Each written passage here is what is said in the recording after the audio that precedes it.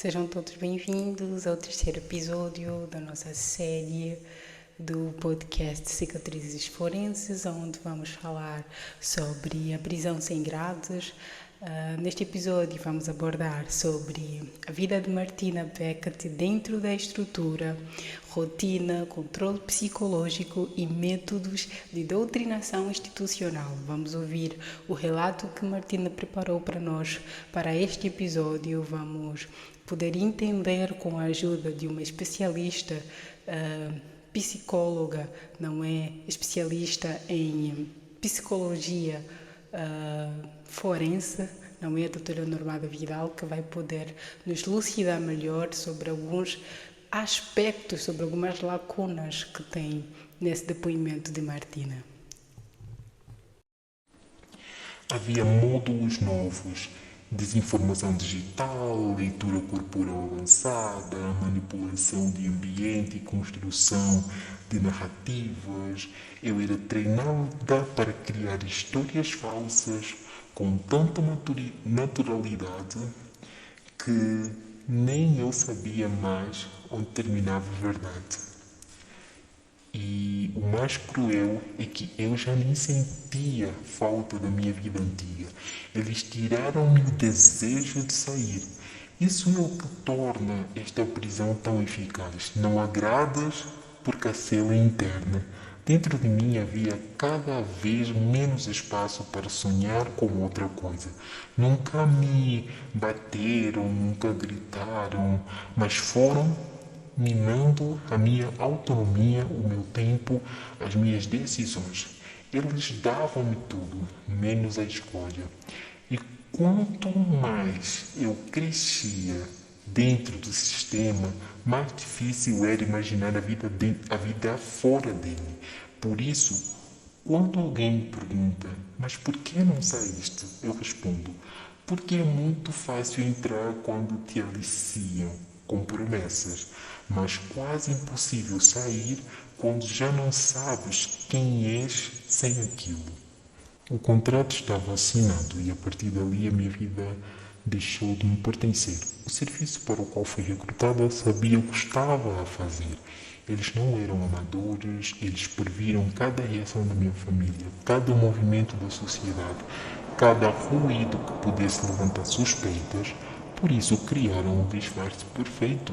Tudo o que faziam parecia legítimo aos olhos de quem observava de fora. Havia documentos, havia coberturas, havia um motivo oficial para eu sair do país.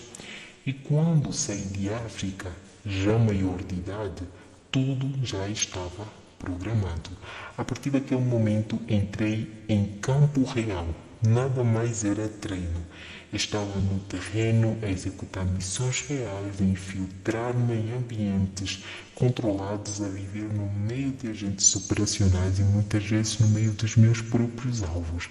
A minha vida era dupla e às vezes tripla, porque para conseguir cumprir as ordens eu precisava assumir personagens, precisava criar relações falsas, afetos calculados, alianças baseadas em mentiras e manipulação. O serviço esperava que eu enganasse, observasse e relatasse tudo. O meu corpo era treinado, a minha mente condicionada, os meus afetos manipulados. E como qualquer outro agente, eu não podia recusar ordens. A doutrinação era silenciosa, mas diária. Repetições, disciplina extrema, privação emocional, técnicas de obediência, códigos internos. Tínhamos aulas sobre controle da dor, resistência psicológica, manipulação comportamental e doutrinação ideológica.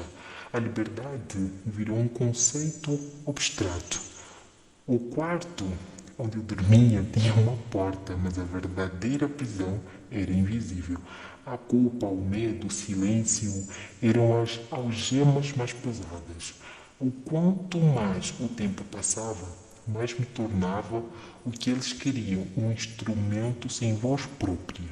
Os dias eram longos e em certos momentos eu nem sabia que idade tinha. porque ali a idade não existia, existia apenas missão e eu já não era uma adolescente, era uma peça operacional. A vida normal parecia uma memória distante. Cada missão cumprida era um carimbo invisível no meu corpo. E mesmo assim, eles diziam que eu era especial, que eu estava ali para algo maior, que eu era melhor. E foi nesse estado, fragmentada, obediente, sem questionar, que a grande tragédia começou a se formar. Eu estava prestes a cruzar o limite mais brutal de todos, um limite do qual muitas vítimas não voltam. Não posso ainda contar tudo, mas posso dizer que foi uma figura política de alto nível que atacou-me. Uma figura pública e política poderosa que usou o meu estatuto de agente menor, frágil e isolada para cometer um crime brutal e silencioso. Esse momento será contado no episódio 5, mas hoje quero deixar claro: fui manipulada, fui condicionada, fui treinada por obedecer, e essa prisão invisível fez de mim o alvo perfeito. Eu sou a Martina Beckett e esta é a minha terceira cicatriz. Então, doutora Normada Vidal, seja bem-vinda. Muito obrigada por ter aceito o convite então para participar nesse episódio do podcast Cicatrizes Forenses e agradeço muito a sua presença. A doutora Normada Vidal é psicóloga clínica e forense. E então nós estamos no episódio 3, que fala sobre a prisão sem grade. Neste episódio, Martina já deixou o país de origem, não é? Já foi para outro país, já começou a desenvolver tarefas na vida real, não mais em um treinamento como anteriormente. Neste episódio, Martina já está numa nova etapa, não é, da sua vida, já começa a fazer as operações reais, as coisas já são mais reais, não aquilo que era o treinamento, já convivia com seus colegas de profissão e até com suas próprias seus próprios alvos, não é algo que eu acho que chama um pouquinho a atenção. E então, como ela diz no relato, que já começou a aplicar aquilo que era ensinado, a mentir, a criar vínculos, tudo como fachada para poder concretizar os objetivos dela e os objetivos da sua organização, do seu trabalho. Então vimos que Martina deu um grande pulo, um grande salto daquilo que era a sua rotina, já era totalmente dentro da estrutura. Ela explicou um pouquinho no depoimento sobre a rotina, como é que era, os métodos de coerção, explicou mais ou menos de uma forma resumida como é que as coisas começaram a acontecer. Então, doutora Normada, antes de eu começar aqui a fazer algumas perguntas para entendermos melhor, eu gostaria de saber se a doutora gostaria de, assim, numa primeira fase, dar o seu ponto de vista após ouvir o relato da vítima. Primeiramente, eu quero agradecer pelo convite. Fiquei muito feliz de ser convidada. Aprecio muito por me terem aqui. O relato da vítima que eu ouvi agora, né? Tenho visto relatos muito semelhantes de outros jovens que passaram por situações semelhantes também, e acredito que tem se tornado mais comum de vermos isso. Normal nunca, porque situações como essa não são normais, mas tem se tornado comum, corriqueiro. Isso é preocupante em diversos aspectos, em diversas áreas, não só na psicologia, mas em todos os aspectos de direitos humanos no geral, que precisam observar e cuidar melhor e incentivar políticas públicas para prevenir casos como os de Martina, né? Sim, doutora. E também dizer que ela, nesse relato, nesse seu depoimento deste episódio, dá um ênfase daquilo que vem acontecer mais tarde, que é a violência sexual cometida por uma figura pública e política de alto nível. Não é uma violência que começou muito antes do toque, ou seja, a Martina já começou a frequentar lugares diferentes, já começou a estar com pessoas diferentes, já começou a ter trabalhos mais sérios e foi assim no instalar de dedos, né? Ela sai do país de origem e quando se muda as coisas já começaram a estar de uma forma diferente. Ela começou a ter mais atividades e obviamente começou a ser olhada também por outras pessoas, pessoas que ela não tinha o hábito de ter na sua vida e começou a ser olhada por outras pessoas. Mas pronto, vamos lá então. Eu tenho aqui a primeira pergunta, doutora. Como é possível manipular emocionalmente uma adolescente ao ponto de ela obedecer cegamente a uma estrutura? A gente precisa lembrar que a manipulação emocional ela não se dá apenas por uma imposição direta, mas que é também um processo que é sistemático de controle de contingências, onde o reforço, que no caso é a aprovação, o afeto, o pertencimento, o que quer que seja nesse sentido, é condicionado a um estado de obediência. O adolescente, a adolescente, a buscar essa conexão e dar significado, especialmente em fases de uma maior vulnerabilidade que é identitária, pode ser exposto a uma rede de reforços intermitentes que modulam essa percepção da realidade, a percepção do jovem, né, que ele tem da realidade, e que deslocam esse processo de autonomia para um contexto disfuncional. O jovem passa a interpretar a submissão como se fosse um valor moral. E não por uma consciência crítica, mas por o que a gente chama de modelagem comportamental e também pela escassez das alternativas que são percebidas pelo jovem. Muito bem. Tenho aqui a outra pergunta. Quais são os sinais de uma doutrinação psicológica em jovens, doutora? Que é para estarmos um pouquinho mais alertas. Uhum. Sim, a doutrinação, ela não deve ser confundida nunca com educação ou disciplina. Ela se caracteriza por um estreitamento do repertório comportamental e do repertório cognitivo do indivíduo, do sujeito, não só dos adolescentes, mas das pessoas em geral. Pensamentos divergentes são punidos ou ridicularizados, motivos de vergonha para aquela pessoa que está sendo submetida a essa doutrinação, enquanto a repetição das crenças do grupo ela é reforçada. Esses sinais incluem uma rigidez de pensamento, um discurso polarizado, que somos nós contra eles contra nós, uso de jargões específicos, muitas vezes até científicos ou pseudocientíficos, que acabam despersonalizando o conteúdo emocional. A ausência, né, uma ausência grave de crítica, de autocrítica, de uma crítica interna, e uma dependência muito forte de uma validação externa para decisões que são pessoais. Doutora, o que acontece na mente de uma criança quando ela é treinada para obedecer, esconder e mentir como parte da rotina? Aqui salientar também um pouquinho do que falamos no primeiro episódio, que é a infância roubada.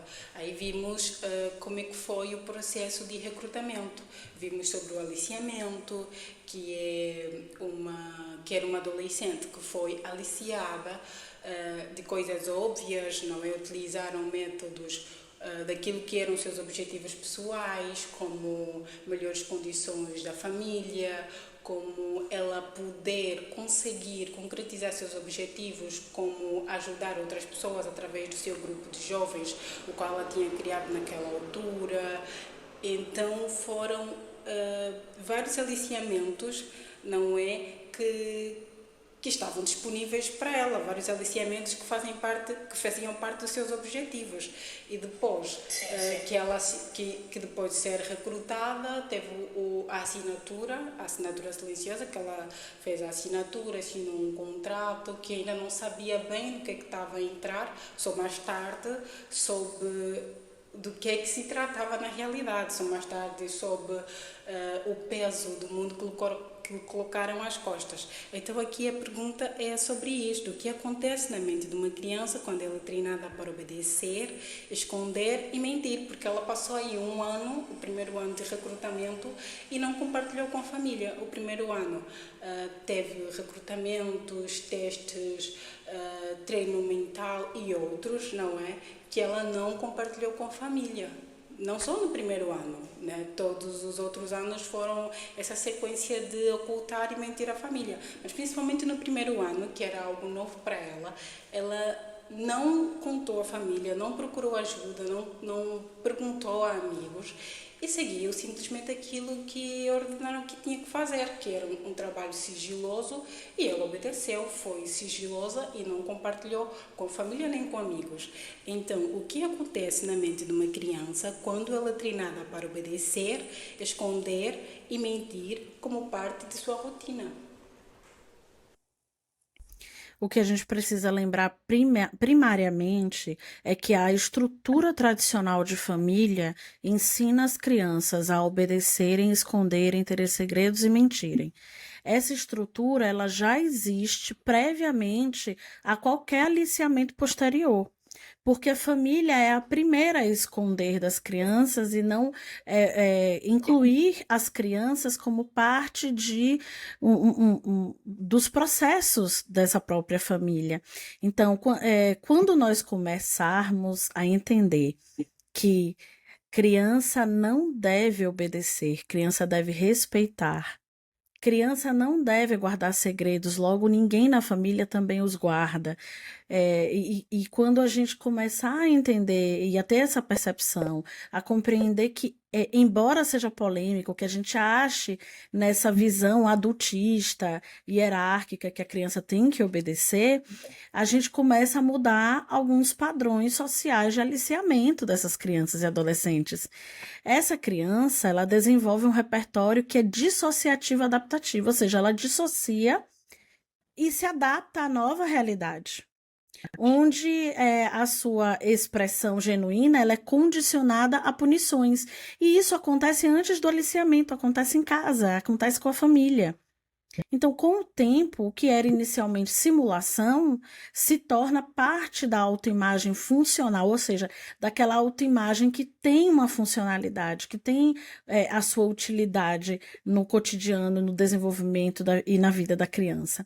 Há uma fragmentação, que a gente chama de fragmentação do self, da criança como si mesma, em que a criança aprende a interpretar papéis distintos conforme o ambiente em que ela se encontra. Aí ela confunde a verdade com o que, na verdade, não é a verdade. É uma coisa que a gente chama de eficácia comportamental, ou seja, aquele comportamento é eficiente naquele ambiente em que ela está existindo.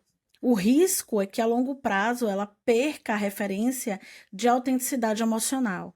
E aí ela vai funcionar por um padrão de esquiva, de se esquivar das punições, dos reforços negativos, e não por uma escolha autônoma, genuína e particular dela própria. Muito bem.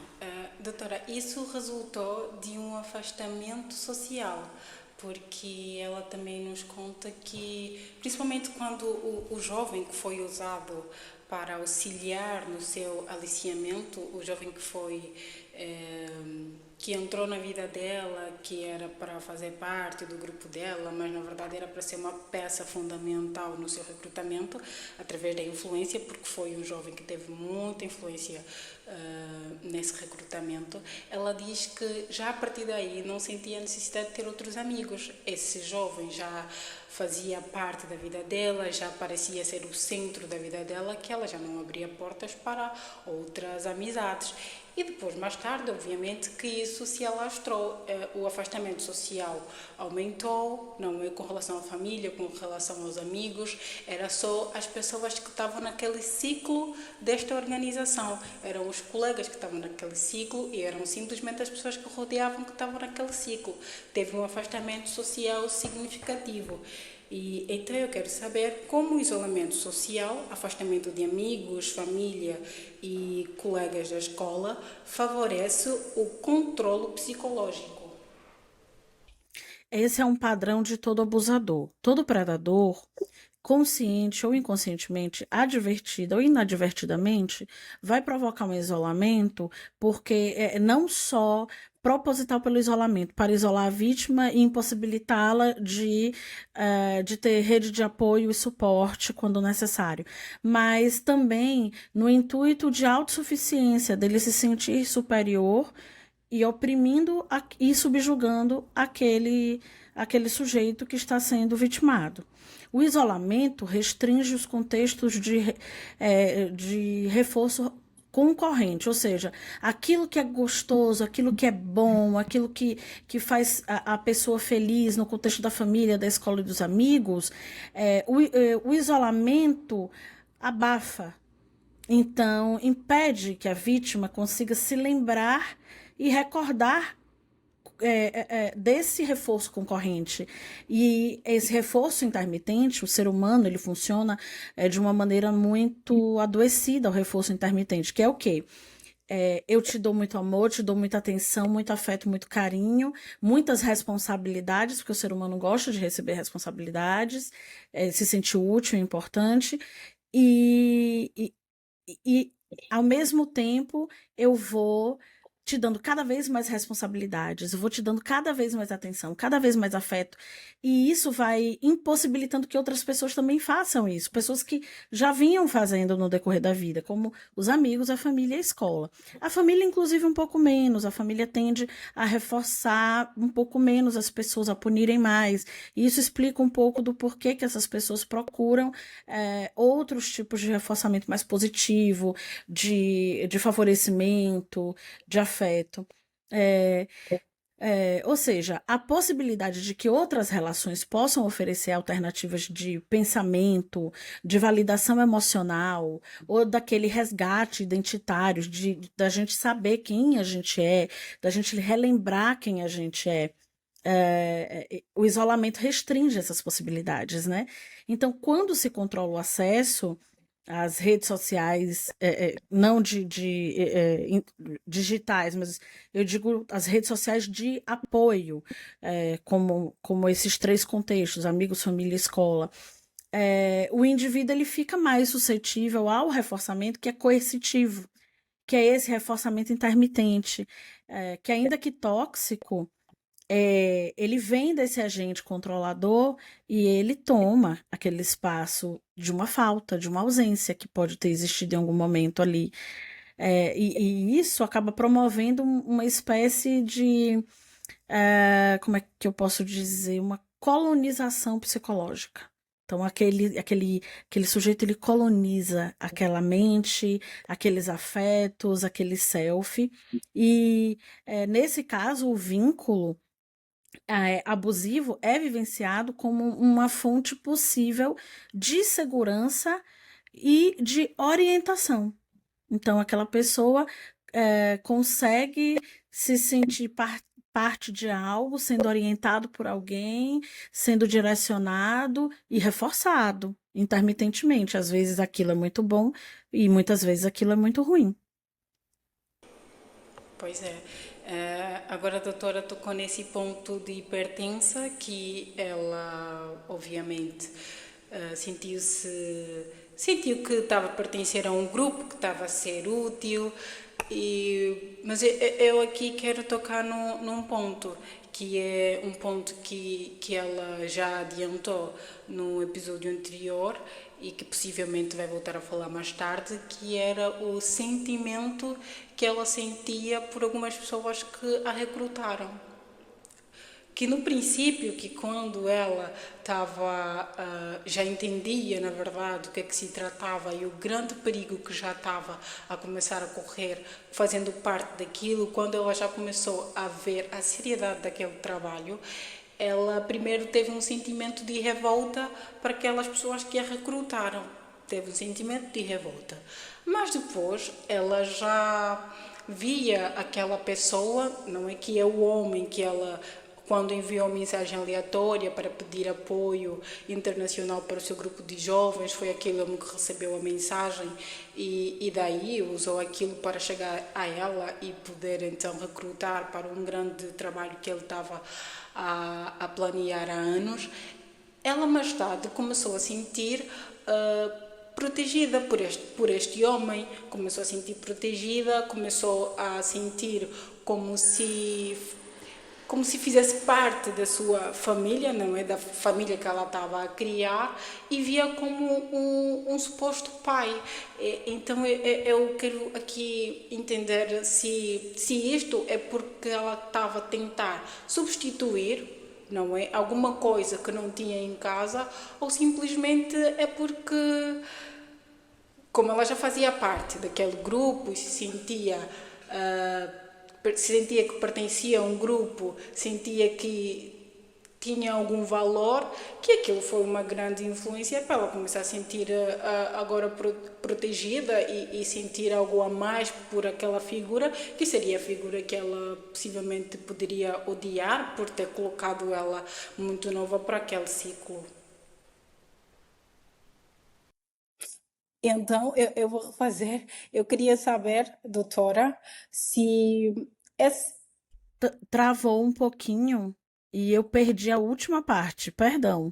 Tudo bem. Eu queria saber se ela sentia se ela tinha esse sentimento porque faltava alguma coisa que não recebeu em casa, ou simplesmente é porque ela já fazia parte daquele grupo e começou a ver aqueles colegas como família, começou a ver o homem que a recrutou como um pai, um homem que ela possivelmente, digamos aqui, poderia se calhar odiar por ter recrutado muito novo e colocado num mundo cheio de turbulências, digamos assim.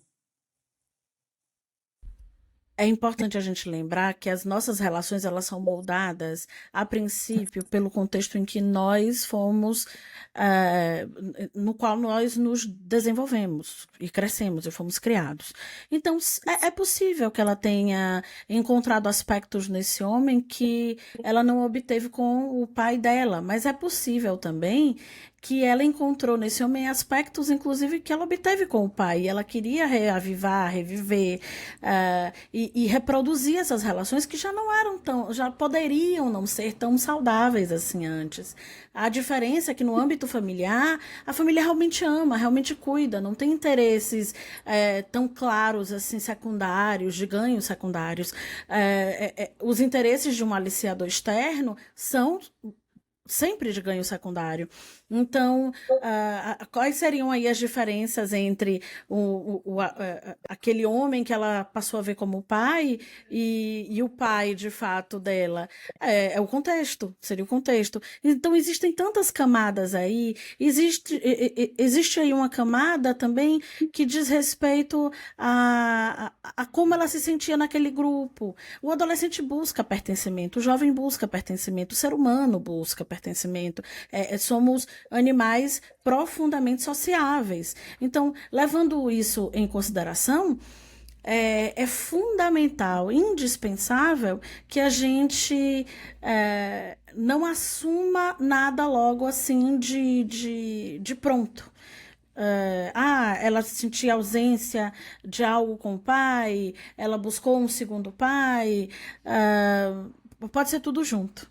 Ela podia sentir falta do pai, ou ela buscou algo que ela não via no pai, ou algo que até no pai, de fato, houve um reforçamento ali intermitente, às vezes acontecia, às vezes não acontecia, e ela queria buscar de novo aquela sensação de prazer, de alegria, de afeto, de acolhimento, e poderia ser uma estrutura muito manipuladora mesmo, muito venenosa,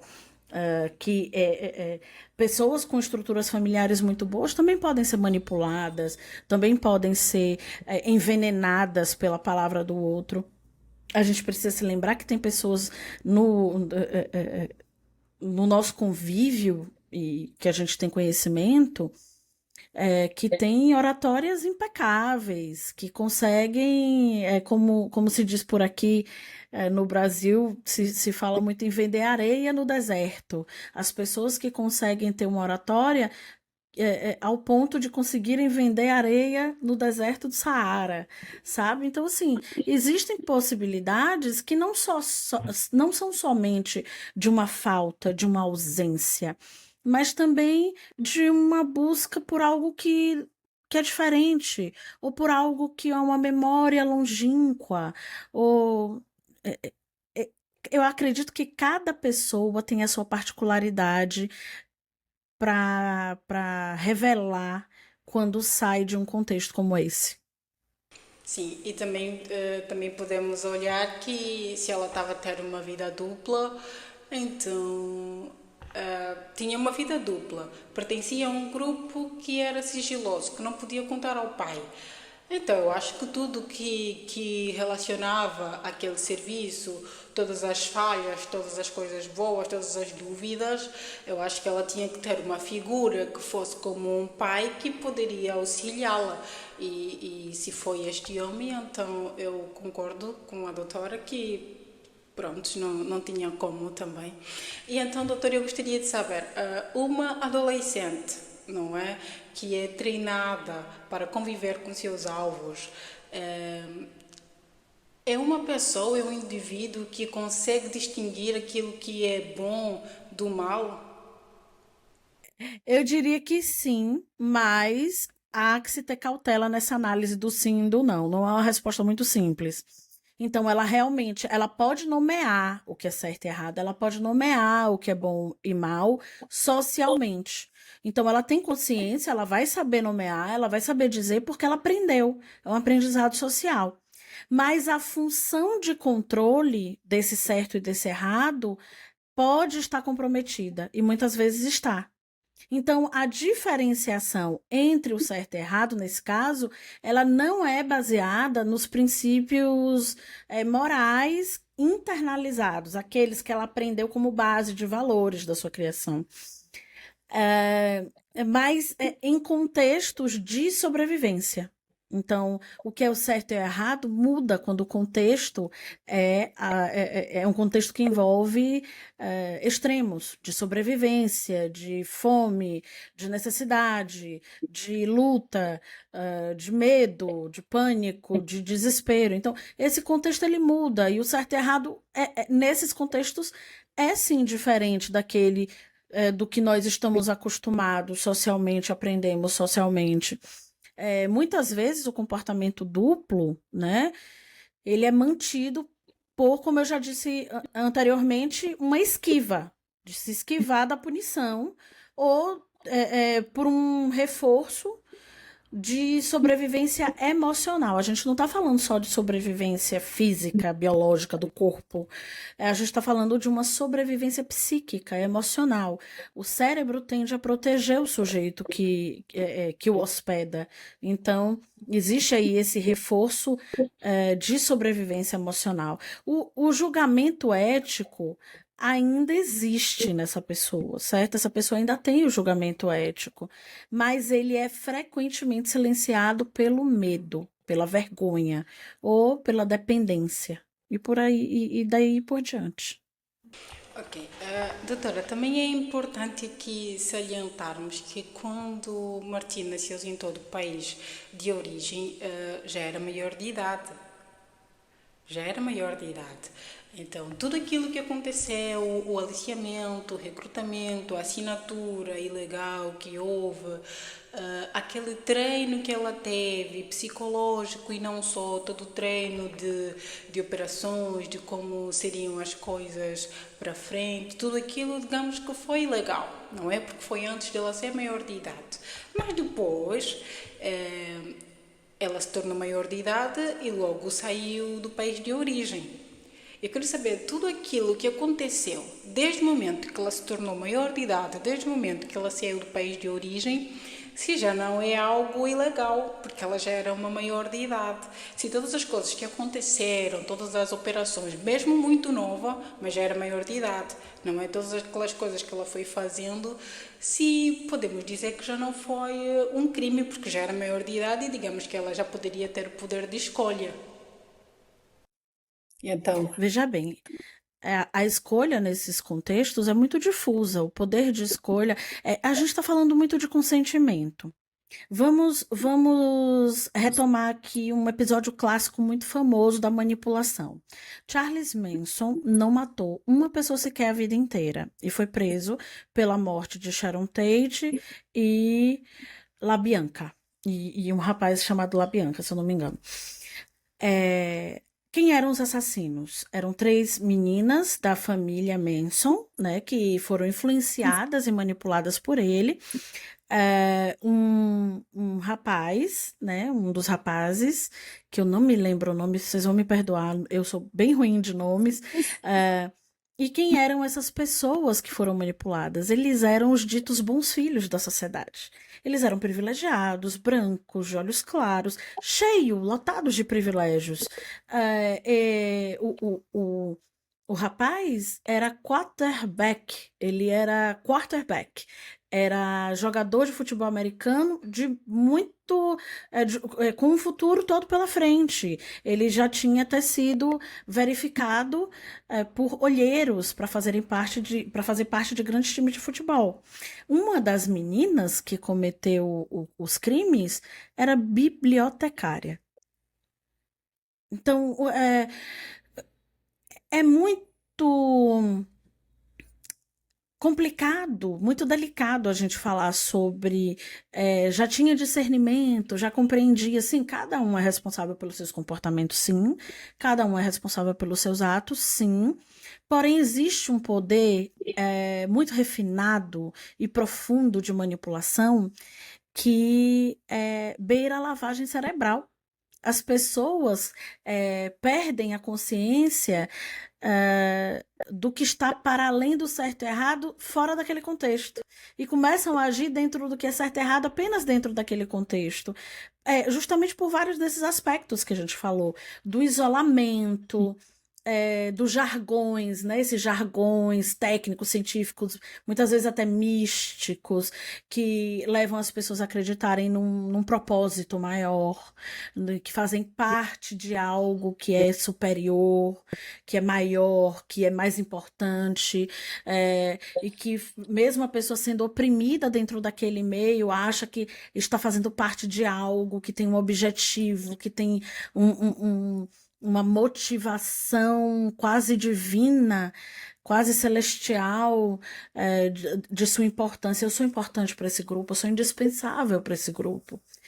Isso não acontece só nesse contexto. Veja um trabalhador que é levado por seus chefes a acreditar que ele é essencial e fundamental na sua empresa. Ele fala, como se diz aqui no Brasil, não sei se fala assim aí, mas aqui se diz, ele veste a camisa. Ele veste a camisa da empresa, ele sofre o pão que o diabo amassou, passa horas trabalhando, sofre de burnout, não consegue manter relações, mas ele está vestindo a camisa da empresa. Então ele sabe o que é certo e errado, ele sabe que não pode secundarizar e terceirizar os cuidados de sua família, mas ele acredita que está fazendo parte de algo maior, maior do que ele, maior do que a vontade dele. então aquela fase de aliciamento é muito forte para depois mais tarde a pessoa mesmo sentir, mesmo já tendo o poder de escolha, muitas das vezes fica vinculada, não é, doutora? Sim, sim, mas é importante lembrar também que esse período, assim, é muito conhecido como período de latência da consciência, que é a parte em que a pessoa está ali, acredita que faz parte desse algo que é maior, desse objetivo, desses propósitos quase celestiais, fundamentais para aquele grupo do qual ela faz parte, mas que em determinado momento se chocam com os valores que foram aprendidos anteriormente na vida de empatia, de honradez, de polidez, de comportamento moral. E, e aí ela começa a se questionar. Então talvez tenha sido isso que aconteceu com Martina. Ela começou a se questionar. Eu faço parte desse algo que é maior, mas é maior do que quem? É maior do que o quê? É importante para quem? Eu sou importante para quem? E aí, mesmo que essas perguntas não venham assim de maneira tão diretas e sistemáticas, elas vão surgindo, elas vão aparecendo. E aí entra o conflito dessa nova realidade que a pessoa está vivendo com aquela realidade da qual ela foi afastada e isolada. E esses valores se chocam. E aí ela começa a questionar: o que é que está acontecendo? Isso aqui é certo mesmo? Eu me sinto bem fazendo isso? E por aí vai. Um comentador deu o seu comentário e ele fala que, por exemplo, nesse caso foi muito pelo dinheiro também. Ele diz que o dinheiro teve um grande peso, não é? Porque já no aliciamento falaram sobre condições da família e sobre os projetos pessoais, mas ele diz que é muito pelo dinheiro também, não é? Que essa pessoa, quando começou a ver que as coisas eram diferentes, que eram coisas mais sérias do que ela pensava, ou quando já se calhar teve poder de escolha, não é que poderia procurar ajuda, poderia procurar falar com a família, se quisesse sair, poderia procurar ajudas até do seu próprio governo, porque o serviço em questão, a organização em questão não era do país dela, era uma estrangeira, e que se ela quisesse mesmo sair, que poderia se procurar formas de poder pedir ajuda e então poder sair. Então esse comentador diz que é muito pelo dinheiro. No primeiro episódio e no segundo ela falou sobre o vencimento, não é? Não só no que foi dito no aliciamento, mas mais tarde, no episódio 2 principalmente, ela falou muito sobre isso, que era sobre o contrato, sobre os ordenados, e ela falou que no primeiro ano, que foi o ano que ela tinha de 15 anos aos 16 anos, ela não recebeu ordenado algum. Foi um ano dedicado, foi um ano de investimento, dedicado ao treinamento dela. Mas no ano a seguir, ela começou a ter um vencimento de US$ 1.000 por mês, não é? E depois, no outro ano, passou a ser US$ 3.000 e no outro ano já começou a ser US$ 12.000. E então, primeiro, temos que ver a realidade do país dela, do país de origem. É um país baixo que tem um ordenado mensal, o mínimo, que eu acho que não chega aos US$ 100 mensais. Entende, doutora? Eu acho que não chega aos US$ 100 mensais atualmente.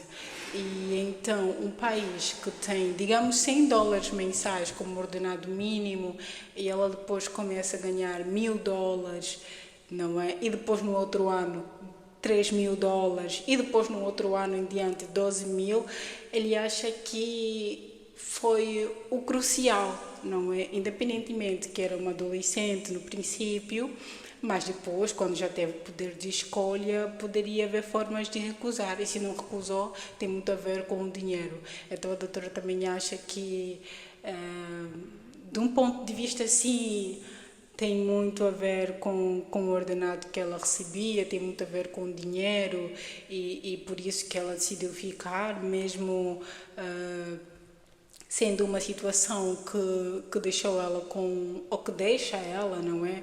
Com muita agressão psicológica, porque já começou com muita agressão psicológica e continua sendo um trabalho com muita pressão psicológica, então eu gostaria de saber se o ordenado, o valor alto, tem muita influência nisso. Tem algumas coisas que a gente precisa observar aí. Primeiro, que o dinheiro é um reforçador universal, que a gente chama de reforçador universal. No mundo onde essencialmente vivemos na base do capitalismo, seria muita inocência nossa acreditar que o dinheiro não movimenta as nossas motivações.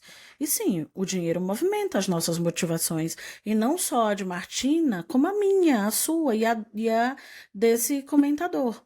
Também, dinheiro movimenta todas as ações, porque o dinheiro sem preciosismo, ele custeia saúde melhor, custeia segurança alimentar, custeia viagens, custeia tecnologia e por aí vai. Então, o dinheiro é um reforçador universal, só que o dinheiro não é um reforçador universal que se sustenta quando existe um conflito de valores, um conflito muito sério de valores. Então, sim, inicialmente, ela pode ter se mantido por conta disso. Se existe um país onde $100 mensal é um estado de miséria. É um estado onde se passa fome, insegurança alimentar mesmo. Nesse aspecto, inclusive, eu acredito que não se pode. Quem seríamos nós para julgar uma pessoa que aceita certos termos para poder ter mais segurança alimentar, segurança enquanto. Valer mais enquanto ser humano, né? No final das contas. Mas vamos trazer um pouco para um aspecto mais corriqueiro, mais cotidiano, que é o aspecto das mulheres vítimas de violência doméstica. Por que essas mulheres não procuram ajuda se elas têm tantas leis que as protegem, as defendem? Existe aí uma questão financeira também. Muitas mulheres temem passar fome, passar necessidades, temem que seus companheiros as encontre, as mate, faça maus indizíveis a elas. Então, somos nós alguém para julgar as motivações de pessoas em situações de vulnerabilidade extrema? Talvez se não tivéssemos tido tantos privilégios, a gente teria um pouco mais de respeito e empatia pela história dessas pessoas. Assim, hoje se tem um avanço aqui no Brasil, as mulheres hoje já têm um direito a uma bolsa, um valor caso abandonem esses companheiros, a uma residência afastada, a proteção à vítima, a proteção à testemunha, mas ainda assim é muito incipiente, é muito frágil. Nem todas as mulheres têm alcance a esses benefícios e muito menos mulheres a essas informações de que têm esses direitos.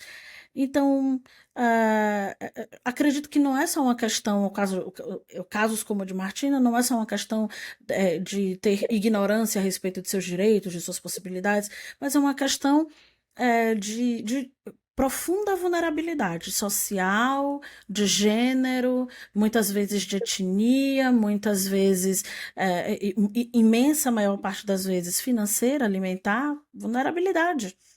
Então, como é que a gente pode julgar uma pessoa, julgar do pedestal dos nossos privilégios, uma pessoa que não tem os nossos privilégios? Pois é. Ok, doutora, agora já estamos mesmo quase à reta final, não é? Então vou dar um pulo naquilo que é mais desse assunto, vou dar um pulo que é aquilo que ela só deu um cheirinho, mas eu quero aproveitar já poder falar um bocado. Martina, então, quando saiu do país de origem, já esteve exposta àquilo que era a realidade, digamos que aquilo que era a realidade do seu trabalho. Não é como a gente, aquilo que era a realidade do seu trabalho. Já esteve muito exposta, já teve o contato com vários colegas, já convivia com colegas e já frequentava meios onde tinha outras pessoas a olharem, né? Olheiros, digamos assim. Como aquilo que disse do futebol, digamos assim, olheiros. E então ela já estava a ser muito exposta. E tinha naquele meio pessoas, digamos que não são pessoas que estejam ligadas diretamente a essas organizações secretas ou de inteligências, mas são pessoas que também estão nesse meio, como pessoas políticas, não é? Políticos de alto nível, E então ela deu um cheirinho, que é o que se fala mais tarde no episódio 5, que é da violação em silêncio. Ela falou sobre a violência sexual que sofreu, não é? O abuso que sofreu por uma figura de alto nível, por uma figura política de alto nível, não é? Uma figura que já passou a olhá-la quando ela começou a frequentar aqueles meios. Um meio que ela não estava habituada, um meio que não era o habitual, um meio que o que ela sabia simplesmente era o que fazer, porque foi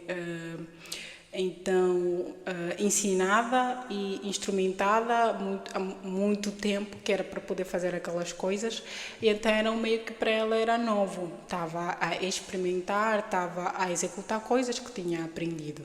E então eu tenho aqui uma pergunta. O abuso sexual, quando vem de uma figura de poder, pode ser preparado psicologicamente com antecedência?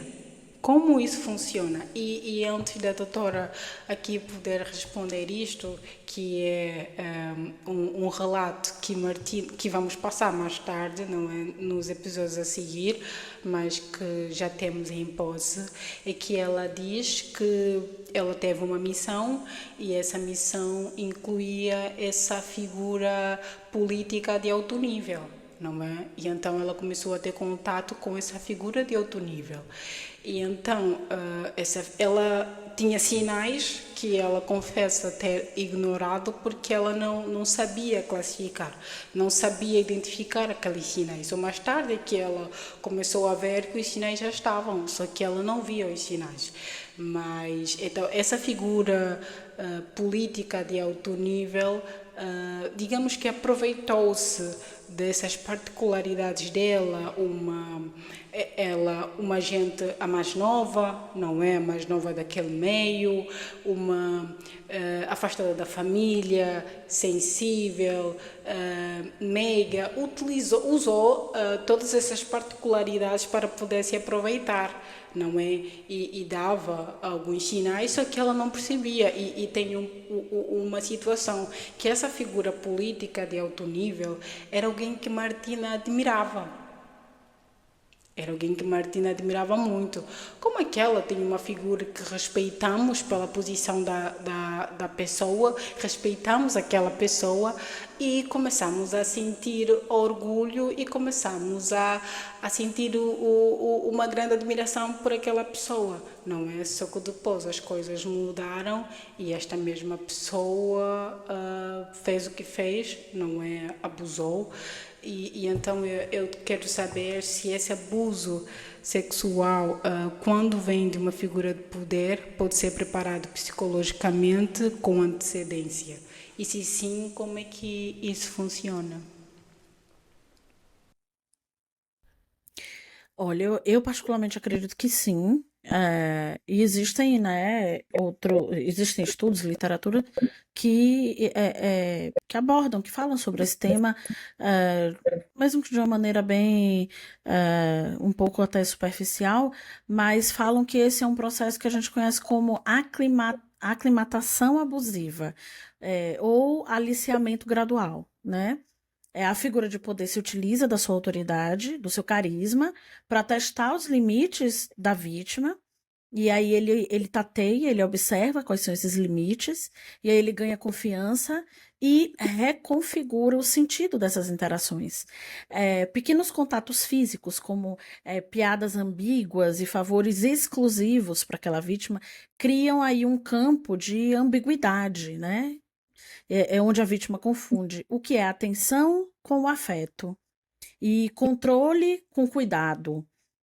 O agressor, nesse caso, ele molda a percepção da criança, do adolescente, da vítima, enfim, da vítima no geral, não só crianças e adolescentes, mas especialmente crianças e adolescentes, até que a resistência inicial ceda à lógica do consentimento, aquele consentimento que é condicionado, que tem uma condição a algo. E que não é legítimo, não é um consentimento legítimo. É, como eu disse, um consentimento condicionado, porque existe uma condição para consentir e ele se utiliza dessa condição para buscar esse consentimento. É, por isso que a gente volta um pouquinho lá atrás, quando a gente ensina as nossas crianças a serem obedientes, a gente está ensinando que em situações como essas, ela deve ser, ela foi condicionada a consentir. E aí, enquanto adultos, nós perpetuamos esse, é, é, esse aprendizado que nós tivemos, né, do consentimento condicionado. E aí a gente vê figuras de poder que fizeram isso durante anos. Não sei se vocês estão familiarizados com o caso de João de Deus aqui no Brasil, que ele passou 45 anos é, abusando, assediando, violentando e cometendo outras violências contra mulheres e pessoas ali que se opunham a ele. E como é que ele fazia isso? Ele era uma figura de poder. Ele era uma figura muito poderosa, não só religiosamente, mas até politicamente. E ele exercia esse, essa aclimatação abusiva, esse aliciamento gradual.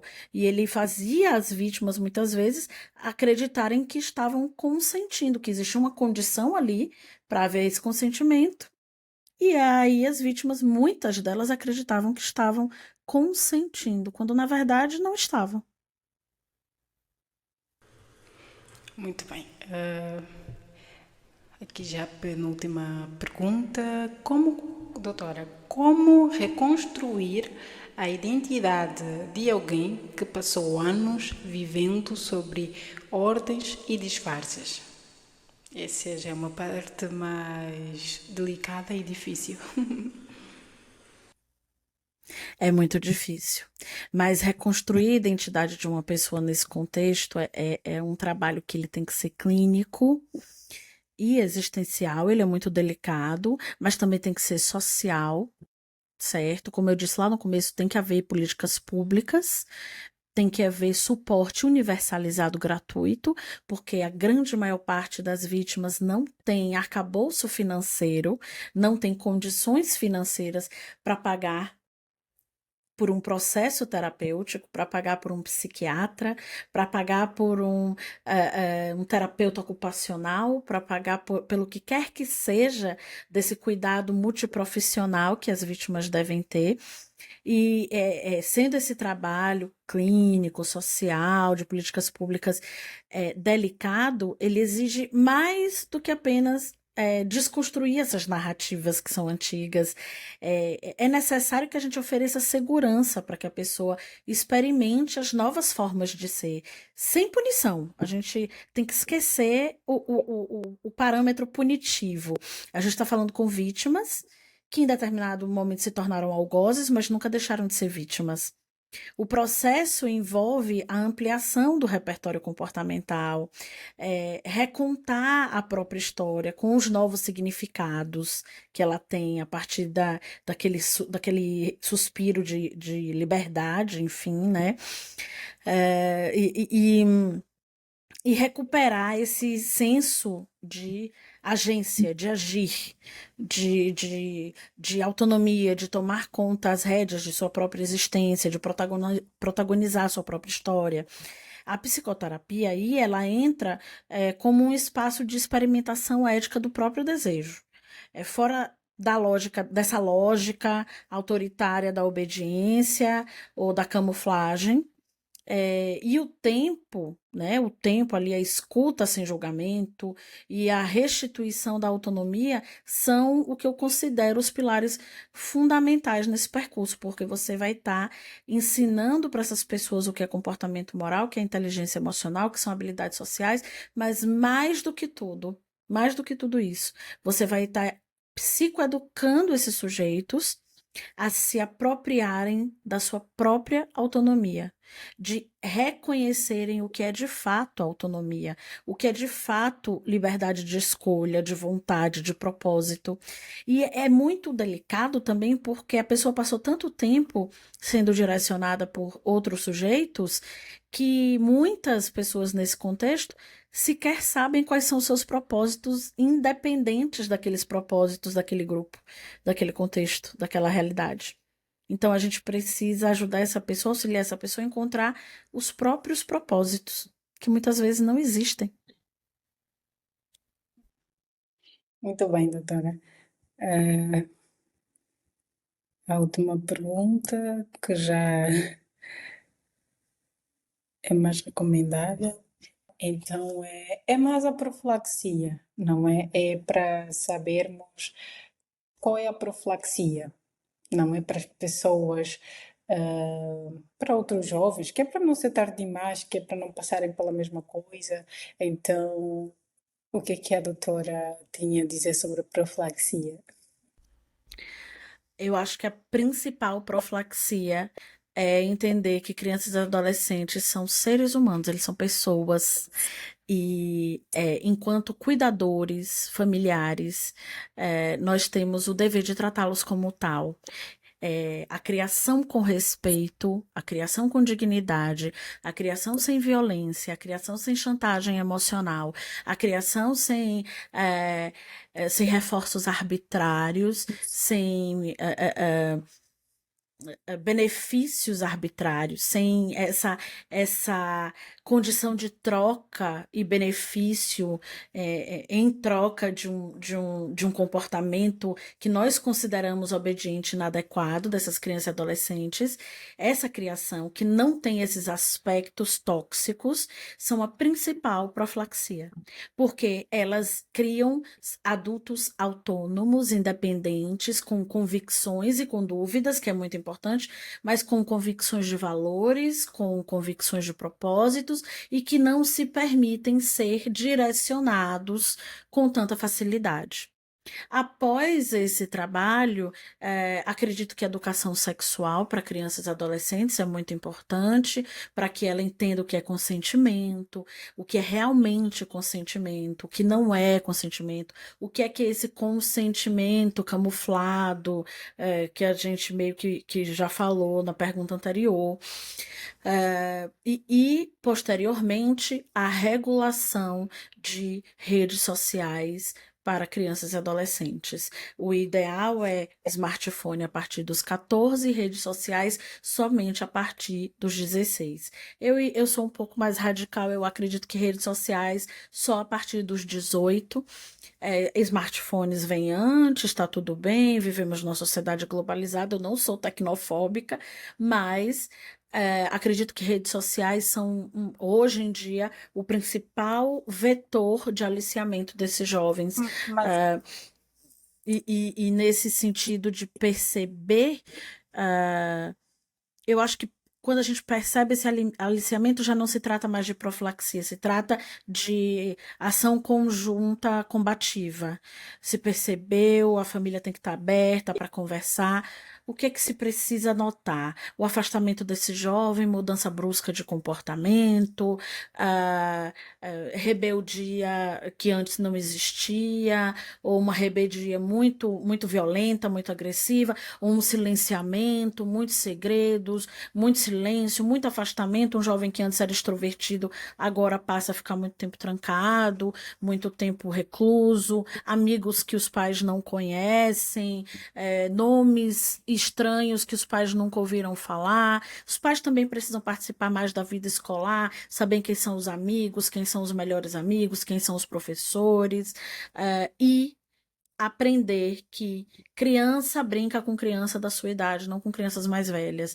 Adolescente anda com adolescente da sua idade, não com adultos mais velhos. Adultos são adultos, cuidadores, e não amiguinhos o tempo inteiro. Os pais devem ser amigos de seus filhos também, porque amigos são aqueles que a gente tem cumplicidade. Então é importante que os pais também sejam amigos, mas as amizadezinhas devem ser feitas com pessoas de suas idades e não com pessoas mais velhas. E os pais têm que saber quem são esses nomes diferentes que estão surgindo, ou quem são esses nomes que são comuns, mas que eu nunca tinha prestado atenção. E aí vai começando a procurar saber, sem muita paranoia também, que às vezes a gente enche a cabeça. Mas a doutora tem razão com relação à rede social, porque vimos nesse caso, por exemplo, que a rede social foi uma porta de entrada, não é? A rede social, foi mesmo uma porta de entrada. Porque, primeiro, foi a partir da rede social que ela procurou ajuda internacional para o seu grupo de jovens. Então já chegou a alguém através das redes sociais.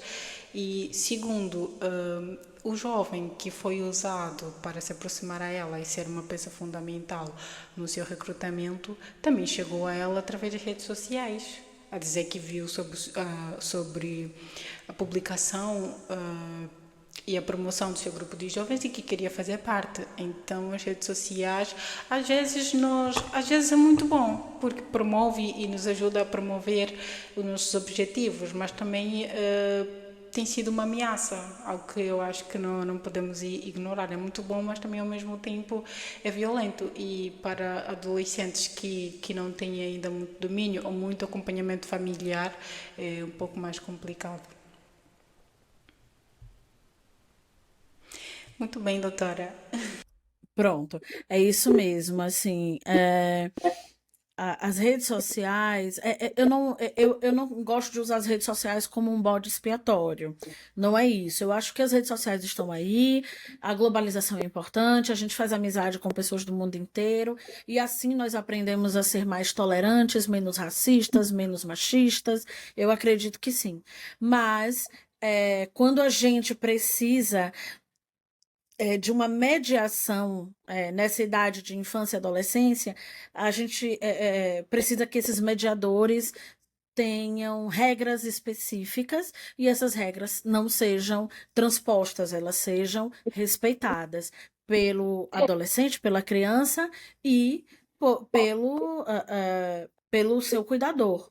Então, se existe uma regra de não ter rede social até determinada idade, que se mantenha essa regra, mas que sempre se explique o porquê dessa regra, inclusive apontando aspectos como o caso de Martina e de tantos outros como Martina. Muito obrigada. Acredito que conseguimos perceber melhor com a sua participação. Foi muito útil. Estou muito feliz por ter aceito o convite de participar neste episódio do nosso podcast e desejo boa jornada laboral para a doutora. Muito obrigada. Eu que agradeço, fico muito feliz. Como vocês devem ter percebido, eu gosto muito de falar, né? Eu gosto muito de conversar. E sobre psicologia forense, que é minha área, eu gosto mais ainda. Espero que vocês me convidem mais vezes e estarei à disposição. Agradeço bastante. Muito obrigada. Vamos abusar. Muito obrigada, doutora. Imagina, um bom final de semana para vocês. Obrigada, igualmente. Chegamos ao fim do nosso terceiro episódio da nossa série de Martina Beckett. Hoje foi a prisão sem grades. Aprofundamos um pouquinho mais aquilo que foi a sua rotina, os métodos psicológicos que foram usados, entendemos melhor uma abordagem mais completa com a doutora Normada Vidal. Então vimos aquilo que foi a sua vida, não é, real, fora dos treinamentos, aquilo que já foi a sua vida ativa, o seu trabalho, as suas participações, sua missão. Já vimos que Martina, depois de sair do seu país de origem, já esteve de uma forma ativa a trabalhar para este serviço secreto, não é? Esse serviço de inteligência, este serviço sensível.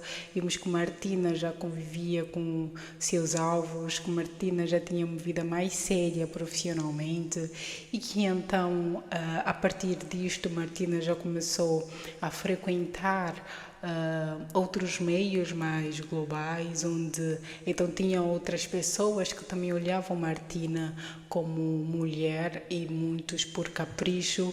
E então no final já vimos que ela foi abusada por uma figura política de alto nível, um abuso que começou antes do toque, porque surgiram identificadores, não é? Alguns que ela própria ignorou, mas que é um abuso que começou antes do toque. Então, o próximo episódio vai falar sobre o preço do silêncio, vamos falar sobre as ameaças, perdas e a construção do medo como ferramenta de obediência. E então fiquem atentos, fiquem ligados, que essa série ainda tem muito que nos oferecer, Martina ainda tem muito que falar e mais à frente vamos perceber melhor como aconteceu esse abuso por esta figura política de alto nível, que aproveitou-se da fragilidade de Martina, que aproveitou-se da inocência de Martina e que aproveitou-se da ingenuidade, da idade de Martina, não é? Porque isso tudo foram pilares fundamentais para que esta figura se aproximasse de Martina e cometesse o abuso que cometeu. Fiquem atentos e até o próximo episódio.